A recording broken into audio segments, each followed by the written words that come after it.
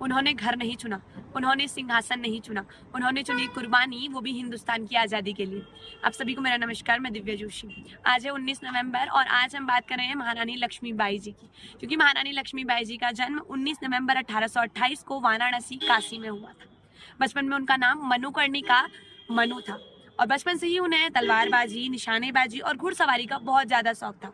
आज भी जब हम इतिहास के पन्नों को पलटते हैं और वीरता की बात लिखी जाती है तो सबसे पहला नाम आता है महारानी लक्ष्मीबाई का, जिन्होंने दुश्मन को नहीं बल्कि अपनी किस्मत को चुनौती दी थी। मात्र 17 साल की उम्र में उनका विवाह गंगाधर राव जी के साथ हो गया, जिसके बाद अंग्रेजों ने डॉक्ट्रिन ऑफ लेफ्ट के तहत झांसी हड़पनी चाहिए और झांसी की रानी महारानी लक्ष्मीबाई ने कहा, झांसी मेरी थी, झांसी मेरी है और झांसी मेरी रहेगी, मैं अपनी झांसी नहीं दूंगी। तभी से इस संघर्ष की शुरुआत हुई और झांसी नहीं दूंगी एक संघर्ष का वाक्य बन गया। महारानी लक्ष्मीबाई ने अपने अंतिम सांस तक भारत को आज़ादी दिलाने में अपनी महत्वपूर्ण भूमिका का निर्वहन किया।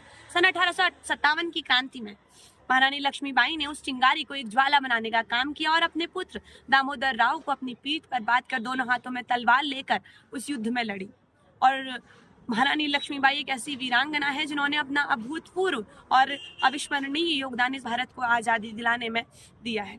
महारानी लक्ष्मीबाई के अंतिम शब्द भी यही थे कि अगर मैं मर भी गई, वीरगति को प्राप्ति भी हो गई, तो भी मेरा शरीर इन अंग्रेजों के हाथ नहीं लगना चाहिए। 18 जून 1858 को लड़ते लड़ते ग्वालियर के कोटा के सराय में वो वीरगति को प्राप्त हुई और वीरगति को प्राप्त होने के पश्चात भी उन्होंने अपना शरीर अग्नि में डाल दिया और वो मर तो गई, वो चली तो गई, लेकिन अमर हो गई।